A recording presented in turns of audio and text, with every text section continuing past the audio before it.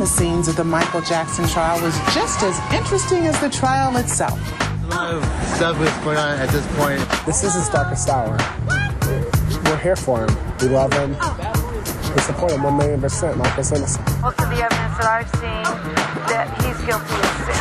Michael Jackson pretty much is exactly what I thought he would look like. I think Michael Jackson looks like Speed Racer. I think Tom Sneddon is the devil. Put your hands up, Michael Jackson! I think they're trying to Jesus is no homo! Lots and lots of girly magazines. The father, Joe Jackson, shoots bubbles. I want to talk about this mama. Diane Diamond gets her butt up in the mix. I think he's very misunderstood. Very misunderstood. Very misunderstood. Peace out. Behind the scenes at the Michael Jackson trial. Available at Amazon.com. Elbow Grease Productions, in association with MichaelJacksonInsider.com, presents another Michael Jackson conspiracy.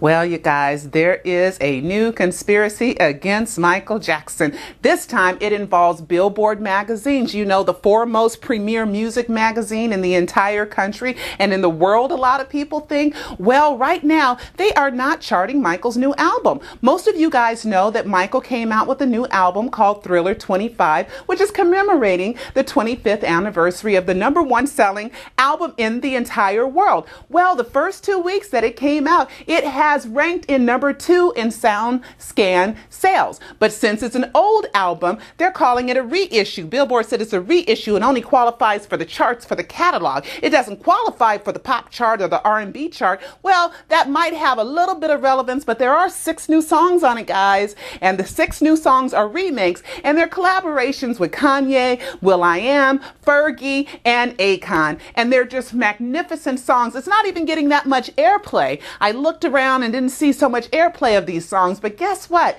During Grammy week, Michael beat out almost everybody. Only one guy has sold more records than Michael Jackson has in the 2 weeks that this album has been out. Michael, can you imagine? He's selling more records than Amy Winehouse and Alicia Keys and even Herbie Hancock, who got the album of the year. This is absolutely incredible. And I think it's time that we let the king bow down and we need to put his crown back on him. What you think? This is what I think with Michael Jackson's success. And guess what? Michael hasn't even been in the public eye for the past 2 months.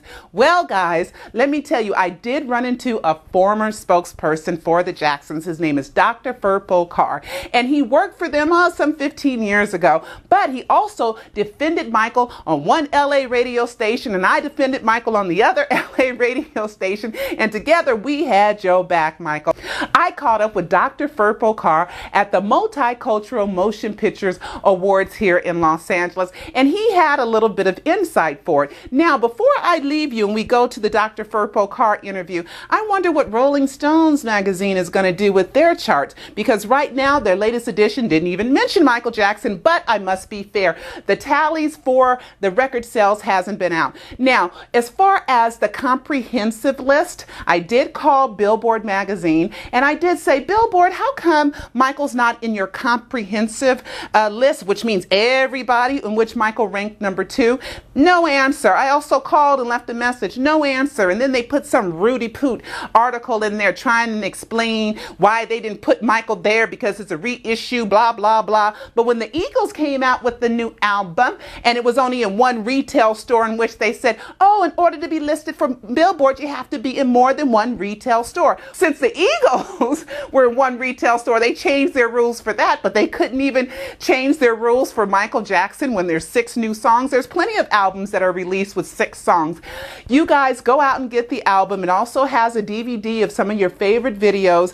And Michael Jackson, I am so proud of you because you're selling more records than almost everybody in the music business today. And guess what? Most of us already have those songs. So feel proud of yourself. Well, this is Pearl Jr. and enjoy my interview with Dr. Furpo Carr.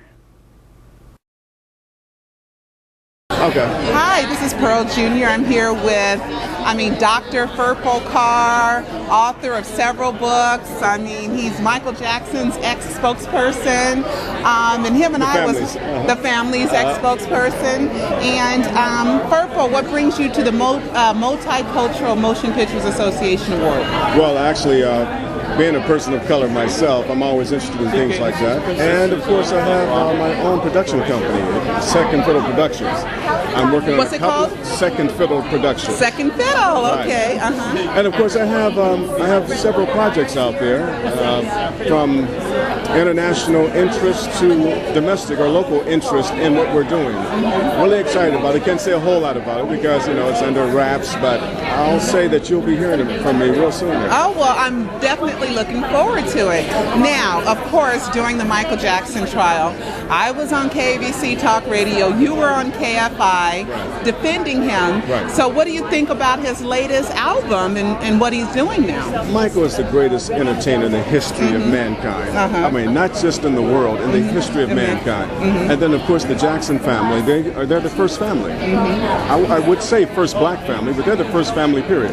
And they're the #1 successful family in entertainment. Absolutely. But just when you think in terms of black families or families, you can think of the Kennedys, you can think of the Rockefellers or what have you. But people in India, what have you, haven't heard of the Kennedys or the Rockefellers. People in parts of Africa, but they've heard of Michael Jackson and the Jackson 5.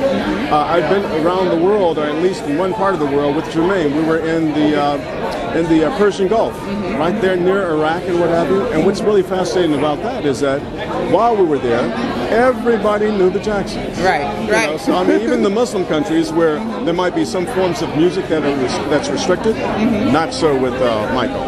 Well, on his latest album release, it hit #2 on overall charts as far as SoundScan sales and everything, and he's in like 30 countries, #6 or above. Right.